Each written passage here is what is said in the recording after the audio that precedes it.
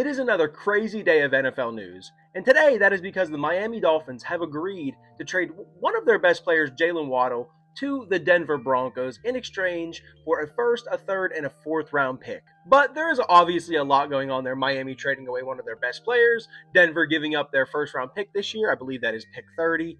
So there's a ton to get into. This video is mainly going to focus on the Dolphin side of it, not even necessarily the Jaylen Waddle of it all, but just the Miami Dolphins. Direction, I guess, this offseason has been pretty good, I would say, overall. I think they're making all the right moves. I don't want to necessarily say all the right moves. All these things are just going to work out automatically. But I think they're making a ton of moves centered around a direction, which is pretty much all you can ask for as a fan of a team, as a fan of the NFL. Go in a direction, whether that's try to gain a bunch of draft capital and build through the draft if you're a team that's rebuilding, or a lowly team that hasn't been so good, building through the draft or building through free agency, whatever it may be. Miami is telling you right now, we are going to build through the draft. They're trying to accumulate a treasure chest of picks, and they're doing just that, and they're cashing in on these good players, like Jaylen Waddle. But without further ado, let's get into Miami doing everything right this offseason. So let's start with Miami doing everything right, and I think that phrase can be thrown into a couple different buckets, that Miami is doing a ton of things right. But let's start with their signing at quarterback this offseason. Signing Malik Willis to, I believe, was $67.5 million of the entire deal. That's not in guarantees, obviously. But going after a guy like Malik just makes a ton of sense for Miami, right?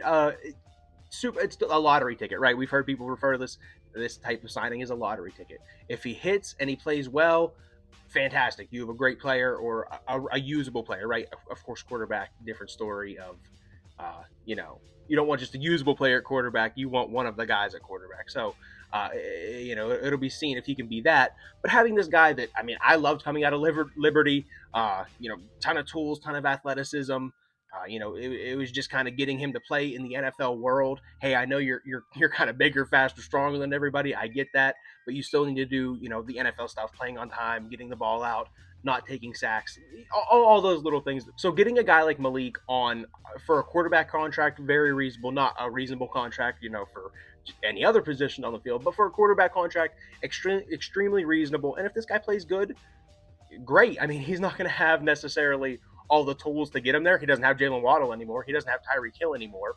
But as of today, Tuesday, March 17th, Devon Achane is still there. Devon Achane's still there. So we'll see what he can do with, we'll call it a limited resource environment there in Miami. But going to be given every opportunity there for Malik Willis to show what he has. He spent this time in the last couple of years developing, so to speak, in Green Bay, whatever you think of that. It's time to show us, and this is his opportunity here. And another thing I think Miami is doing exceptionally well, to be quite honest, this offseason, is cutting the cash now. If you're a Miami Dolphins fan, you probably know Kyle Krabs of Locked On Dolphins there. He talks about cutting the cash now is how you get out of these I don't want to call it cap hell, but kind of cap hell here for Miami. How do you get out of these situations? You cut the cash at the source. You cut the cash right now. And Miami has done that. Chubb, Hill, Jaylen Waddle here, not necessarily that he's owed a little bit of cash in the future here, obviously, but all these guys, Tua, the big elephant in the room, they're getting rid of the cash right now, and that is going to clear their books up. Not necessarily even next year, but you acquire this draft capital that you're obviously you're interested in acquiring. You just traded maybe your best player in Jaylen Waddle for future future draft capital. You're obviously very interested in building towards the draft. So getting out of these future cash and cap commitments right now for Miami is really just the best thing they could do. They went all in. They really went all in. They had Tyreek Hill. They drafted Jaylen Waddle. They signed Tua to a big contract here. They went in on a lot of signings here. Bradley Chubb. They traded for Bradley Chubb.